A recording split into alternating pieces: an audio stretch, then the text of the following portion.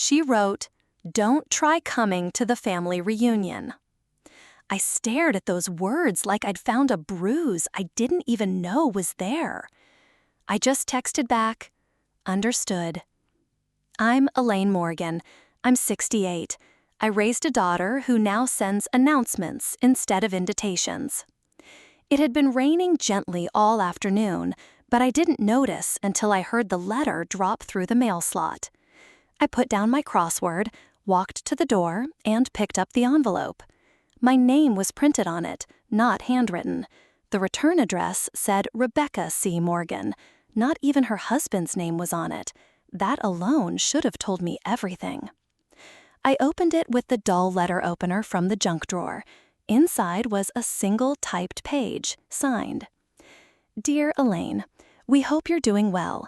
Given the evolving nature of family dynamics and logistical concerns, we've decided to streamline this year's reunion guest list. Please understand that space is limited and attendance will be restricted to immediate family units. Best, Rebecca and Jason. Streamline, I whispered, like I was clutter. I read it again, then a third time. My thumb ran along the edge, hoping, stupidly, that maybe something would magically show up. A little scribbled, "Love you anyway, Mom," in the corner. A P.S. Anything. But the page was cold. It had been cold before it even reached me. I texted her back. One word. Understood. Then I put the letter in the kitchen drawer, the one where I keep old birthday cards, appliance manuals, and unopened doctor bills. I didn't even pause. No big moment, no tears. Just done. It was 6:12 p.m. I heated up some leftover lentil soup I'd made 2 days ago.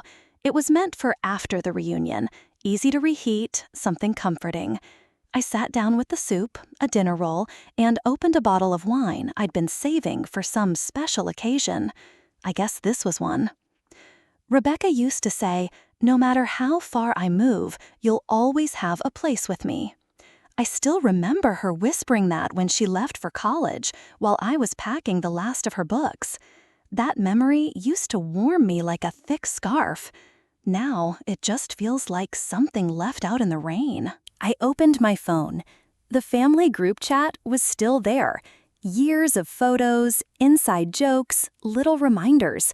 I scrolled past birthday cakes, blurry fireworks, Mother's Day selfies, baby announcements. Then I stopped on one photo.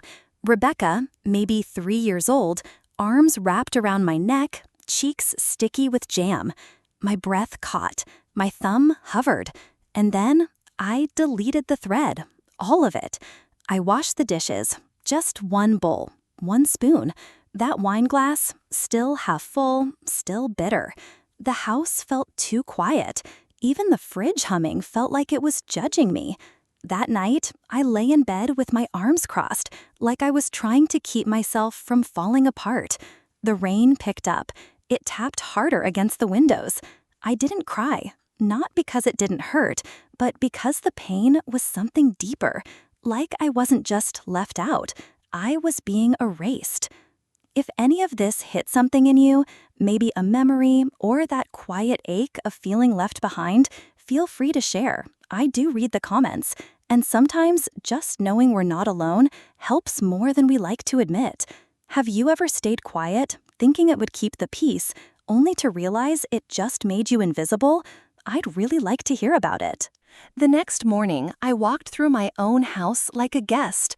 The floors still creaked like they always did, but the sound felt different, distant, hollow, like the house had stopped echoing me back. I found myself standing in front of the guest room door. It hadn't been opened in years. Not because of grief or anything dramatic, just because I'd convinced myself there was no reason to. Rebecca moved out 10 years ago, and somehow I kept thinking her absence was temporary, like she'd come back eventually, like it was just a phase. When I finally pushed the door open, a small puff of stale air met me. Dust floated in the sunlight coming through the blinds. The room was frozen in time. A museum of the little girl who used to call me Mommy, 3 syllables, soft and sing-songy. Her twin bed was still made, the lilac comforter faded, but holding the shape of old dreams I used to tuck her into. I opened a drawer and paused. Inside, there was a stack of spelling tests covered in gold stars, a pair of scuffed ballet slippers tied together at the ankle, and a tiny plastic jewelry box with a glittery lid. I opened it, and inside was a folded note, her handwriting, probably from when she was around 10. "Don't ever change, Mom." I sat down slowly on the edge of the bed, fingers trembling just a little. It was written in purple marker, the kind that always bled through the paper. My throat tightened. It wasn't yesterday's letter that broke me. It was this little scrap of childhood love, tucked away like a time capsule. When did that girl stop seeing me as the safe place in her storm? I looked over at the bookshelf across the room. I remembered every title. Anne of Green Gables, we used to take turns reading it out loud. The American Girl books, she'd do the voices and accents. And those SAT prep guides, I sat beside her through every vocab drill, whispering encouragements between sips of coffee. Speaking of coffee, mine was still sitting cold on the kitchen counter. I walked in, kind of on autopilot. The blue ceramic jar was still there, the one with the chamomile tea she always asked for when she couldn't sleep. I opened it, still half full. The scent hit me, earthy and soft, and for a second, I almost cried. It had just been sitting there, waiting for her, like me. I reheated the coffee in the microwave. It beeped. I took one sip, but it tasted wrong. I poured it down the sink. Even having an appetite felt unfamiliar today. I leaned on the counter, staring out at the backyard. The grass needed mowing. Life was still moving, somehow. Out of the corner of my eye, I saw Margot walk past the kitchen window, her usual morning walk. She looked over at the house and paused for a second, like she could sense something was off, but she didn't knock. Back in the guest room, I sat down again on the bed. The mattress let out a soft sigh under me. "Was I ever really wanted?" I whispered, "or just useful?" The room didn't answer. It just sat there, quiet and still, full of quiet proof that once I was someone's whole world, and now I'm just an afterthought. And then the real question came, the one I didn't want but couldn't stop thinking.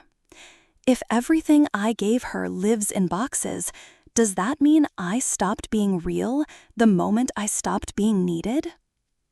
3 days after the letter, I found myself sitting across from a banker in a pressed suit, trying not to shake while holding a folder that smelled faintly like lemon cleaner and old ink. "Ms. Holbrook, you're still listed as co-signer on the mortgage," Mr. Whitmore said, flipping a page like he was skimming a menu. His tone was polite, but far away, like he was already 3 meetings behind and just trying to get through the day. I blinked. I signed that 10 years ago, when they first got married. It was supposed to be temporary, just to help them qualify. "Yes, ma'am, but the account's still active. In fact," he paused, scrolling through something on his screen, "a home equity line was opened last year, still under your name." My stomach dropped. What? It was accessed multiple times, mostly for renovations, a new roof, kitchen upgrades. I stared at the paper. My name was typed so neatly beneath rows of numbers I didn't recognize. And then I heard Rebecca's voice, years ago, soft and persuasive. "It's just paperwork, Mom. Don't overthink it." And I hadn't. I didn't overthink a thing. I signed wherever she asked. I trusted wherever she leaned. And now, here I was, co-signing my own invisibility. "Can I get a copy of all this?" I asked. My voice came out smaller than I meant it to. Of course, he handed me a stack, stapled, sterile. Back home, the house was quiet again. The TV was on in the living room, some old talk show rerun, but I couldn't hear the words, just the background laugh track, people laughing at something that didn't matter. I laid the documents out on the kitchen table. The smell of lemon cleaner still hung in the air. I've always liked things neat and orderly, but this was disorder wrapped in clean margins and notarized signatures. I pulled out a pen and started drawing a line through my name, one copy at a time. Not to destroy them, just to see what it felt like to remove myself, like my name had been borrowed, used, and returned, like a receipt. My phone buzzed. Ellen Tran. I hadn't spoken to her in over a year, not since she passed the bar. She used to be my student, the quiet one who always color-coded her notes. She still called me Miss H. "Miss H," she said, "I got your message. You're not overreacting. That kind of financial exposure, especially without your consent, is serious." I closed my eyes. "So I'm not just being emotional. You're being used," she said gently. "I'll look into your options. Just don't sign anything else until we talk." I thanked her. We hung up. And the silence that followed, it still felt heavy, but it wasn't the same. Less of an ache, more of an awakening. I went back to the table, back to the papers, back to the lines I'd drawn through my name. "She didn't just take my name," I said into the quiet.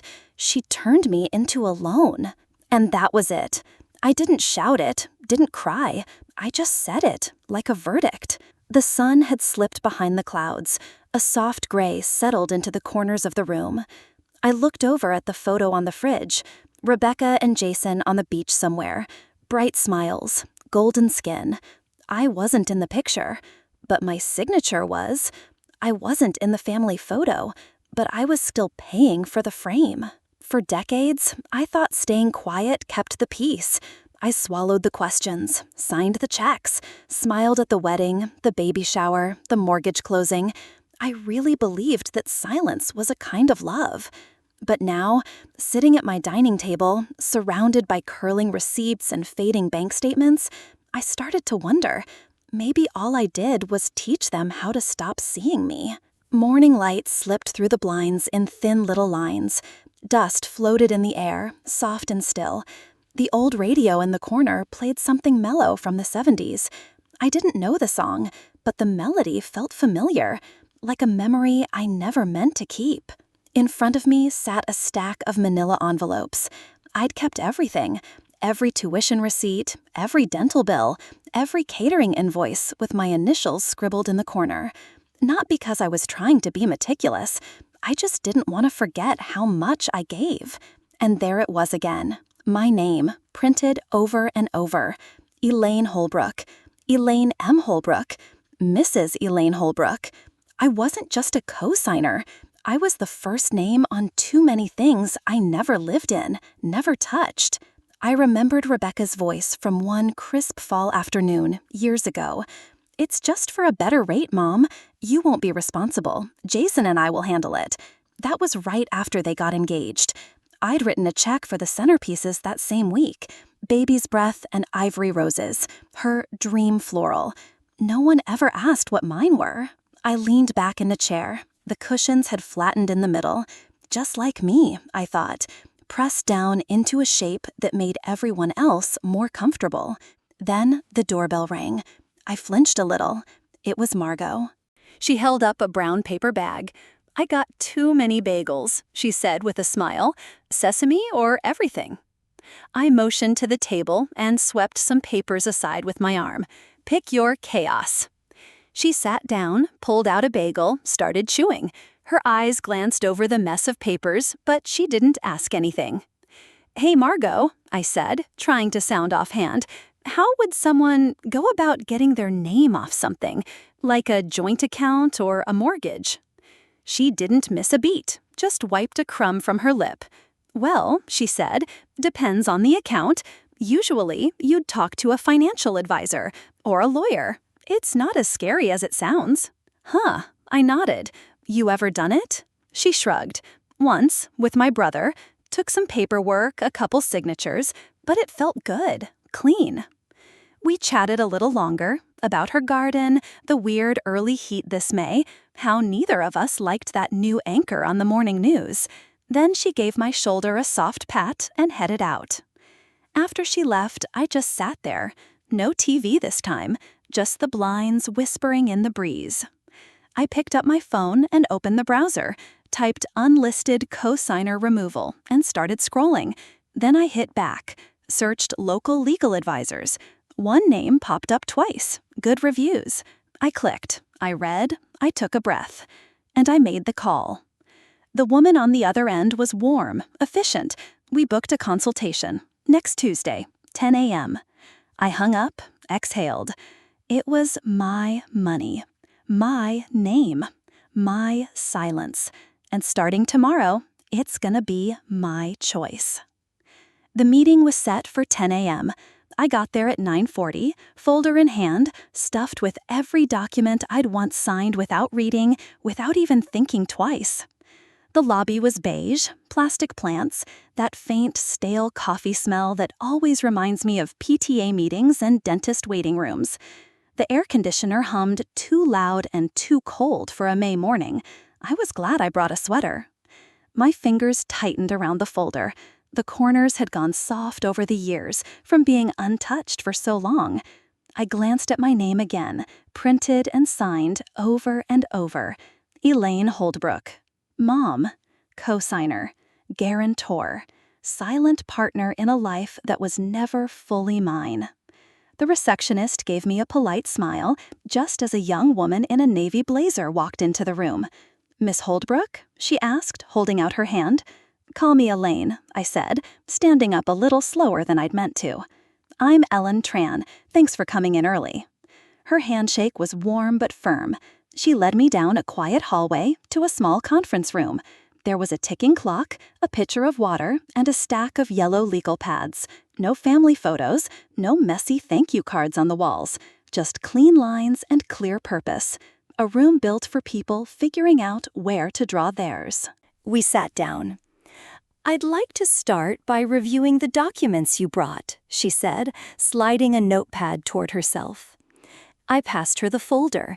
She opened it carefully, more carefully than I ever did when I first signed those papers.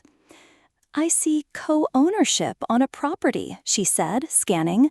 "A home equity line, power of attorney, joint accounts. Was there ever a formal repayment agreement?" I shook my head. No, it was always just understood. She paused. "And how did that understanding usually happen?" A memory came back. Rebecca, standing in the hallway, eyes red, voice shaking. "We're just behind, Mom. Jason's hours got cut. It's just this once. You're the only one I trust." And I didn't tell her no. I never did. Ellen looked up, her voice soft. "Can I ask something difficult?" "Of course." "Why didn't you say no?" The question landed like a quiet thud in my chest. I wanted to say, because she was crying, because I was raised to help, not hold back, because love, in my generation, often meant giving more than you could afford. But I just swallowed and said, "I'm not sure." Ellen gave a gentle nod, made a quick note. "What you've experienced is more common than you think. A lot of parents end up in this kind of situation. There's no shame in it. What matters is what you do next." She walked me through the options. We could revoke the power of attorney, remove my name from joint ownership, freeze shared accounts, request full financial disclosures. Every term was broken down in plain English.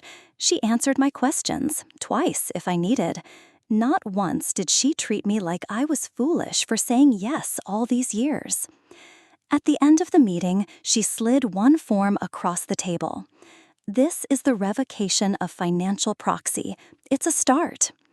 My hand trembled a little as I picked up the pen, but I signed it, and the world didn't fall apart.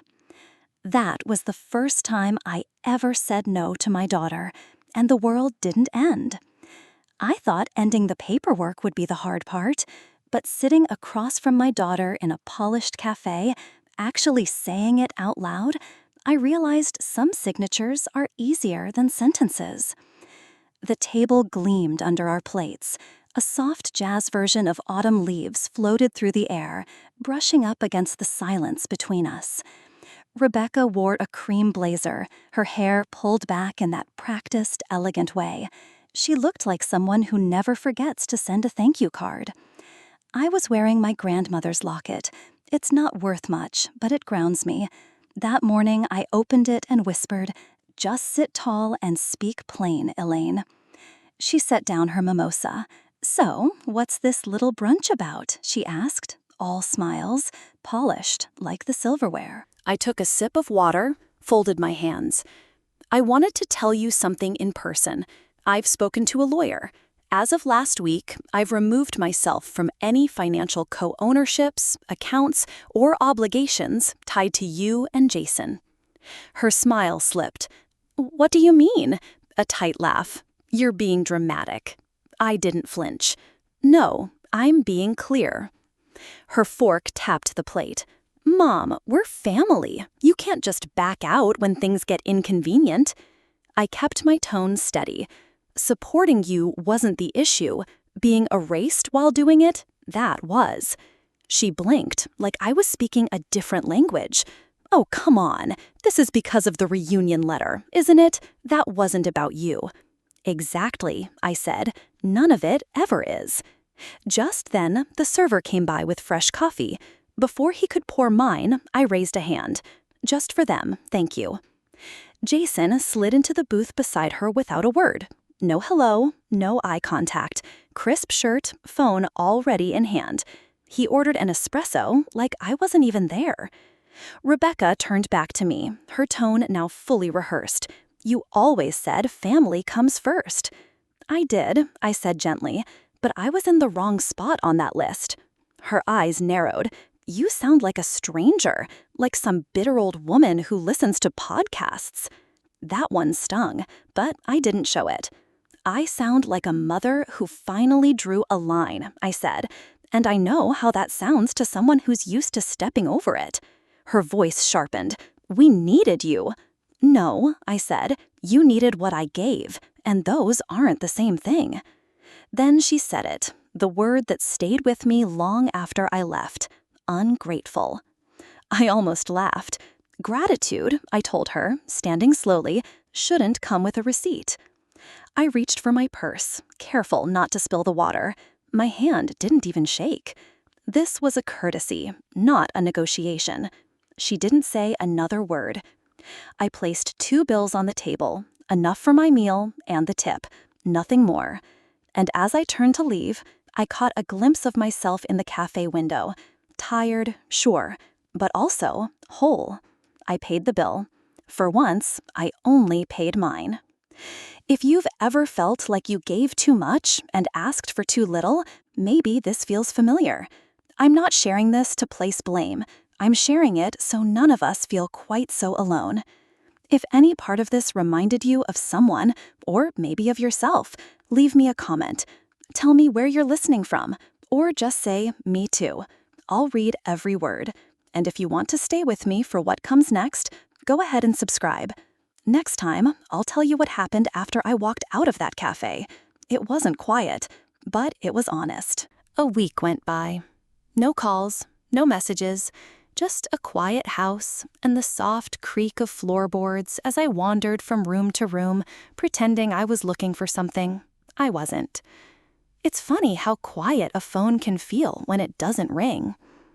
Every morning, I checked my inbox like clockwork, half hoping for a short text, "Sorry, Mom," or maybe even just a passive-aggressive emoji. Anything to show she still remembered I existed. But nothing came. Not for Mother's Day, not even late. By Thursday, I'd reread our last message thread 4 times. It wasn't even emotional, just logistics. A brunch reservation. My reply? Looking forward to it. Her reply? Nothing. I hovered over the screen, thumb paused, then hit delete. It felt like cleaning out a drawer you know you'll never fill again. By mid-morning, the air was already heavy. June in Rochester always arrives with magnolia blooms and a quiet kind of disappointment. I opened the front door to water the porch hydrangeas and spotted a bright flyer stuck under the mat. Community potluck, Sunday, 4 p.m. Bring a dish, bring a chair, bring a story. I almost laughed. I had plenty of chairs, fewer stories I wanted to share. That afternoon, Margot stopped by with a paper bag full of warm bagels. "You coming to the potluck?" she asked, sipping her iced coffee like it was any other day. "I hadn't planned on it," I said, brushing off my hands. "Well, that's a shame," she smiled. "You make the best deviled eggs on this block, and I already told everyone they're coming." Her nudges never felt like pressure, just a quiet reminder that I still belonged somewhere. Sunday came, and I stood at my kitchen counter in silence, mashing yolks and mayo into something almost presentable. I pinned on my grandmother's brooch, a little silver hummingbird. I'm not sure why. Maybe it made me feel a little braver. The cul-de-sac buzzed with that soft, happy noise that floats like music. Folding tables covered in casseroles and paper plates, kids with juice mustaches darting between lawn chairs. A woman I barely knew told me she liked my brooch, said it reminded her of her mom's. I smiled. Someone asked how Rebecca was doing. I didn't flinch. "She's doing her own thing now," I said. Simple, honest. And for once, I didn't explain her absence, or mine. I sat next to a woman from the library. We talked about book clubs and rhubarb pie. Someone mentioned their teenage son trying to tattoo himself, and I made a joke about permanent mistakes. It actually landed. There was laughter, not just mine, real, warm, surprising laughter. I looked around at this circle of neighbors, legs tucked under plastic chairs, drinks sweating in solo cups. Nobody there needed me. Not like my daughter once did. But they saw me, not as a burden, not as a bank account, just me. And in that moment, that was enough. Maybe being alone and being invisible aren't the same thing after all. That summer, instead of checking my phone every hour, I started checking soil pH levels. It all began with a pair of old gloves I found behind the garage, cracked leather, stiff with age, but still hanging on. In the same bin were 3 flower catalogs. The pages were curled, smelled faintly of damp cedar. I wiped them off, sat on the back steps, and flipped through them like they were travel brochures to a place I hadn't been in a long time. When Margot stopped by with a tray of lemonade and a basket of tomato seedlings, she didn't even ask if I wanted to start a garden. She just said, "I brought extras," and handed me a tiny pot, dirt still under her fingernails. The next morning, we cleared a patch of space along the fence. The grass was tall and stubborn. I found an old trowel in the shed. James's initials were still carved into the handle. The hose leaked in 3 places, but Mr. Cranston from 2 doors down patched it up with duct tape and a smile. Didn't ask a single question. Margot sketched out a little plan for raised beds on the back of a junk mail envelope. Lavender for scent, tomatoes for summer, rosemary just because. We laughed when the wind blew the envelope away twice before we could finish. While we dug, we didn't talk about daughters, or pain, or silence. We talked about basil on warm bread, about how a bird will hesitate just lightly before taking off. She told me her husband taught her to compost using nothing but a trash can and a power drill. From then on, I started slipping out back before my first cup of coffee. The sun would rise slowly over the fence, brushing the tops of the tomato leaves like it knew them. I'd whisper good morning to the plants, not for them really, just for me. By the 3rd week, a robin had built a nest near the garden trellis, small, sharp-eyed, bold. Margot named her Gilda, said she looked like the kind of bird who made all her own rules. I started smiling more, not because something good had happened, but because I remembered how. My hands smelled like soil and lemon balm, and when I did remember to check my phone, it was quiet, and somehow that no longer felt like a wound. One Saturday, I painted a piece of scrap wood and staked it near the lavender. White letters, uneven but certain, read, "This ground belongs to me." I didn't just mean the dirt. There's something about watching things grow, slow, quiet, expecting nothing, that shifts the way you breathe. I stopped checking the calendar for visits. I stopped checking the mailbox for apologies. One Saturday, I painted a piece of scrap wood and staked it near the lavender. White letters, uneven but certain, read, "This ground belongs to me." I didn't just mean the dirt.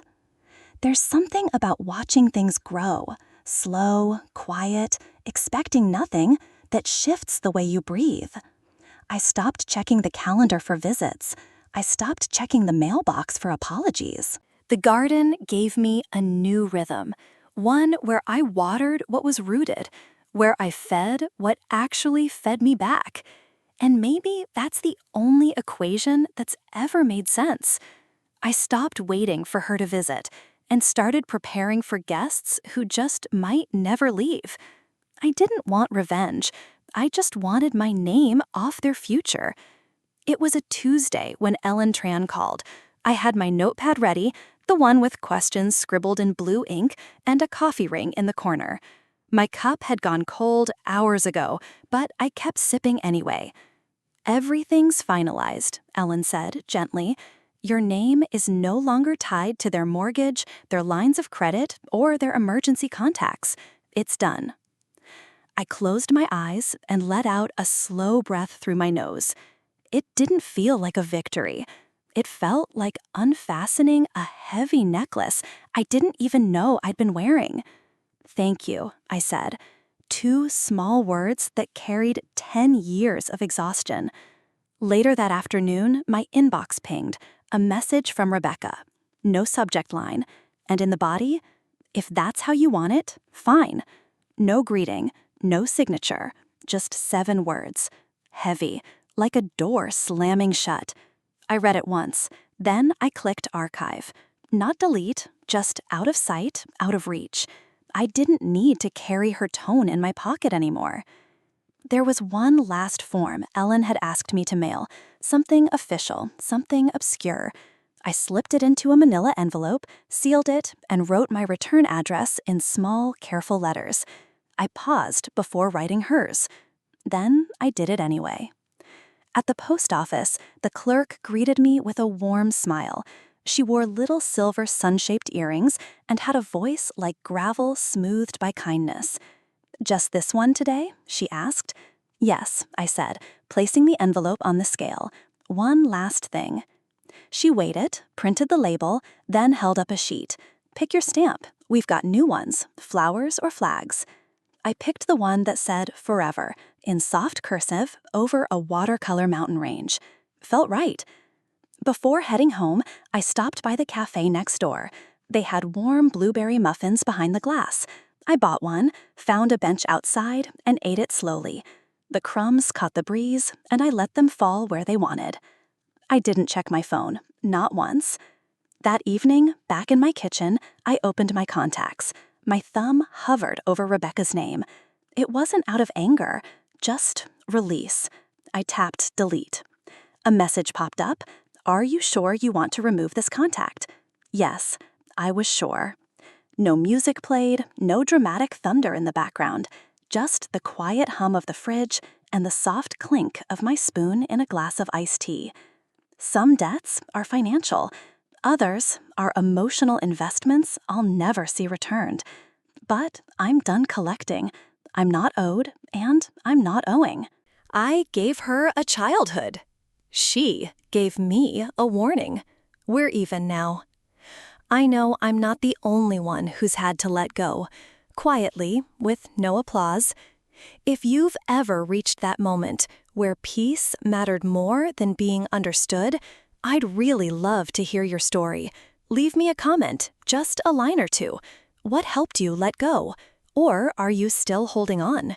And if you want to know what came next, what I found when I finally stopped looking for what I'd lost, stick around, because the next part even surprised me. I didn't expect an invitation. But seeing the photos still stung more than I was ready for. It was late afternoon on the 4th of July, the kind of day when the air hums with grill smoke and faraway laughter. I'd just pulled an apple pie out of the oven. Habit, really. The recipe card was still smudged from the last reunion I hosted 3 summers ago. I made the mistake of opening Facebook while the pie cooled, and there they were, Rebecca and Jason, grinning in front of red, white, and blue bunting, with folding tables stretching out behind them. Her aunt, his cousins, even people I barely remembered from Jason's side. And right there in the middle of it all, Rebecca had written, "Family is everything." I wasn't in it, not even in the caption. I set my phone down as gently as I could. The silence in the house stretched wide and tight. Outside, a neighbor's child squealed over sparklers. Someone dragged a cooler across the sidewalk. I glanced at the untouched pie and thought, I used to label every dish at those things, handwritten name tags, even for the coleslaw. Back then, I spent hours organizing, reminding, smoothing things over. I sent follow-ups, arranged rides, brought the paper towels nobody else remembered, and still I ended up blurry in the background, if I showed up in the photo at all. I thought about calling her, just to ask how it went, just to pretend we were still pretending. Instead, I sliced a piece of pie, placed it on one of the good plates, and sat down alone at the dining table. A single candle flickered nearby, cinnamon-scented, the kind that makes the room feel warmer than it really is. I didn't cry. I didn't scream. I just sat there, listening to fireworks echo across the neighborhood, like distant applause for someone else's joy. My phone buzzed. It was Margot. Just one line. "Come over if you need noise." I looked at the screen, smiled faintly, and set it aside. Not tonight. Instead, I opened the drawer, pulled out a sparkler, the kind left over from years ago, always a little damp, but still determined to burn. I stepped into the backyard, struck a match, and watched that tiny stick come to life.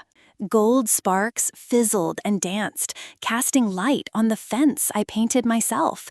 And for a moment, it felt like celebration, just not theirs. Back inside, I pulled out my journal. The leather cover was starting to curl at the corners.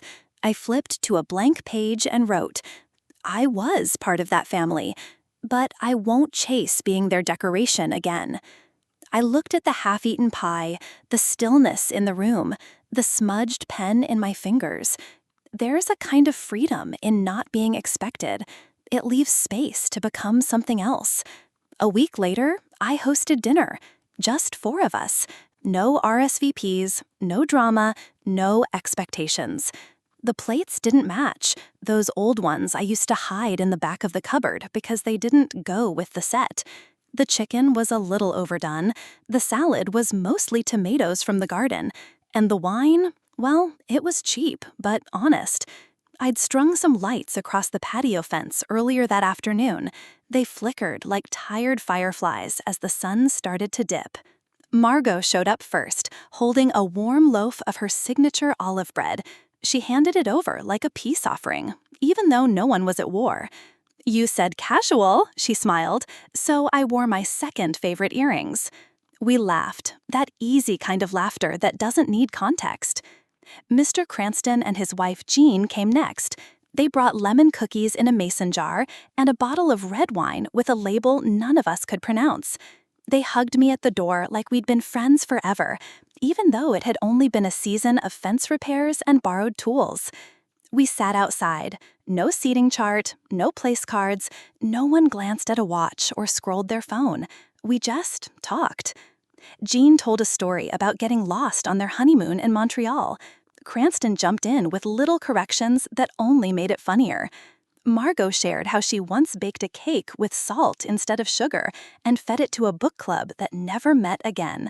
And me, I told one story about Rebecca, just one, light, easy, about the time she dressed up as a tree for Halloween and wouldn't speak unless someone called her Elm. The memory made me smile more than it hurt. She always was dramatic, I said, shaking my head, but deeply committed to the role. Nobody pried, nobody asked what happened. They just let the story be, like steam rising off a cup of tea, there, then gone. After dinner, they helped clean up without being asked. Jean washed, Margot dried. Mr. Cranston snuck a second cookie and gave me a wink like a kid who got away with something. When the last dish was done and the kitchen smelled like lemon soap and warm bread, we moved back outside with coffee. The air had cooled just enough to make a cardigan feel like comfort. I settled into the same old plastic chair I used to think about replacing and looked up at the string lights overhead. No fireworks, no big moment, just quiet, present. And then it hit me. This joy, it isn't borrowed, it's grown, not expected, not owed. Just 4 people who showed up because they wanted to. No hidden math, no silent keeping score. As the evening wound down, Margot leaned over and whispered, "You know, this might be my favorite July evening in years." I smiled, holding my mug between my palms. "I'm not anyone's mother tonight," I said softly. "Just a woman who made too much salad and enough peace." Fall came early that year, not with a big announcement, just a quiet shift in the air, the kind you only notice if you're really paying attention. That morning, the porch rail felt cooler under my hand, and the garden smelled a little like cinnamon and soil. I wasn't expecting anything in the mail. Honestly, I hadn't for months. But tucked between a coupon flyer and a gas bill was a small white postcard. On the front was a watercolor painting of a red barn next to an orange maple tree. The handwriting was neat and careful, block letters with that gentle hesitancy only a 12-year-old has. "Hi, Grandma. We went to a farm for school, saw this leaf and thought of your garden. Love, Lily." Tucked inside was a single pressed maple leaf, dry, crisp, but still whole. It wasn't an apology. It wasn't a reunion, but it was addressed to me. I held it longer than I needed to, let my thumb trace the edge of the leaf. I didn't cry. I didn't rush to write back. I didn't even wonder what Rebecca knew or didn't know. I just felt the weight of being remembered. Then I slid the postcard between the pages of an old recipe book, the one I hadn't opened since Lily was little, standing on a chair next to me, stirring cookie dough with both hands. Margot showed up about 20 minutes later with a box of spiced muffins. "Figured we could pretend it's not chilly yet," she said, already heading toward the kettle. We sat out on the porch with our mugs, watching the wind flirt with the trees. She didn't ask why I seemed a little far off, and I didn't offer, not right away. Instead, I picked up the watering can and started my usual slow walk through the garden. The rosemary had settled in nicely. The lavender was still blooming, like it hadn't noticed the season was changing. The robin was gone now. Her nest sat empty, but still there, tied to the fence like a gentle breath left behind. As I poured water over the last tomato plant, I caught myself humming. A tune I hadn't thought of in years. Something from a record my mother used to play while folding laundry. A soft, looping melody with no words, just feeling. Margot looked over and said, "You're in a good place today." I nodded. Then softly, not really to her, not entirely to myself either, I said, "She reminded me. That's enough." And it was. I didn't need a phone call. I didn't need things to be fixed. Just that flicker, that proof that some part of me still lived in her memory. The past wasn't knocking anymore, and I'd stopped checking the door. I sat back down and bit into a muffin. The steam rose up like a greeting. We didn't talk much after that, just sipped, just sat, and I thought, maybe not everything broken needs fixing. Some things just need to be planted somewhere new. I didn't expect a single leaf to say so much, but somehow it did. It reminded me that even the smallest gesture, when it's real, can feel like sunlight on a cold day. Sometimes the love we give doesn't come back the way we hoped, but that doesn't mean it was wasted. It means we were capable. And being capable of love, that's its own kind of grace. In this life, maybe peace doesn't come from being needed. Maybe it comes from knowing we're already enough, just as we are. If any part of this story spoke to you, I'd love to hear it. Feel free to share your own moment in the comments. And if you'd like to follow more stories like mine, you're warmly invited to subscribe and stay a while. And if you're ready for what comes next, in the next story, my son banned me from his wedding. But the next morning, it was his bride who showed up crying at my door. You won't want to miss it.